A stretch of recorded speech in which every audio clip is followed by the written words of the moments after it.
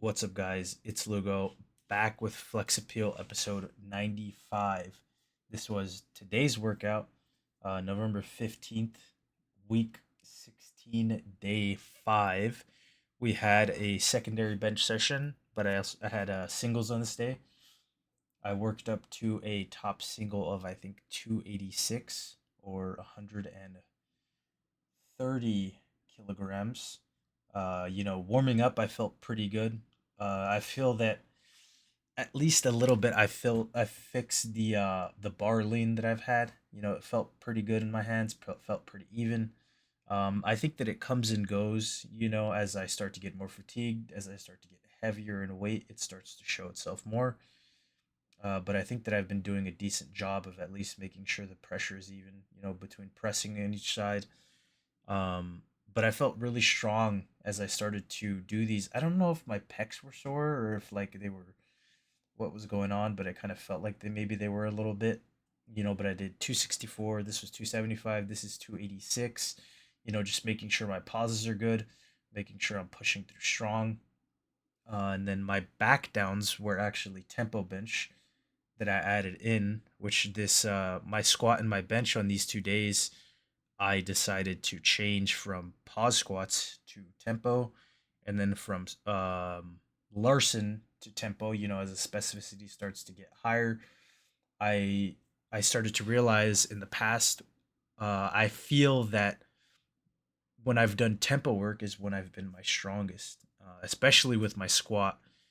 Actively, doing tempo work on squat has definitely resulted in some large strength increases. And to be honest, I feel like maybe I haven't done it in the recent years where I've done tempo squats.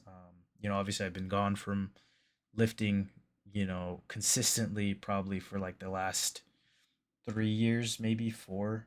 So, coming back into the strength phase, I feel that tempo squats are something that I want to push.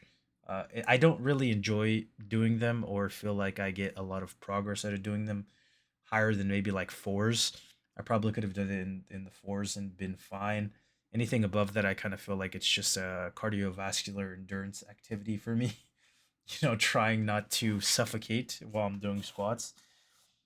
As far as bench goes, though, I cannot remember if I've consistently done tempos, but I know that when I did do them as a secondary bench exercise, they felt pretty good, and I think that they lended themselves well to my bench.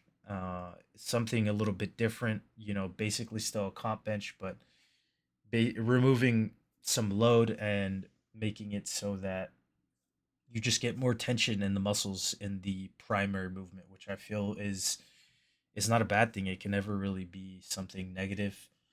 So I'm looking forward to pushing those for the next few weeks and seeing where they bring me. Because I generally feel like, especially for squat, it's going to reap some larger dividends.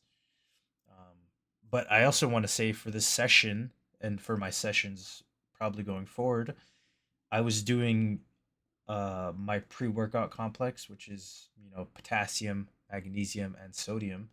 Potassium, which I get from Body Armors, and I was doing light, which I think Body Armor Light has like 20 calories and 5 carbs, and I switched it from that to regular Body Armor, which I don't know the carbohydrate intake, but I know it has like 130 calories. Hold on, let me grab one. I have one around the corner here. They have about 30 grams of carbs. So I basically went from 5 grams of carbs to 30 because I feel like, as I go further into the strength session, I need more carbohydrates to get me through the workout. And it's something that I probably should have been doing anyway, but I was kind of like on this reducing carbohydrates kick. But I feel like now, as my body weight starts to get lower and as I want to maintain strength, I've been working on, driving my fat intake down. It's probably like 50 to 55 right now. And also subsequently driving my protein intake and my specifically my carbohydrate intake up.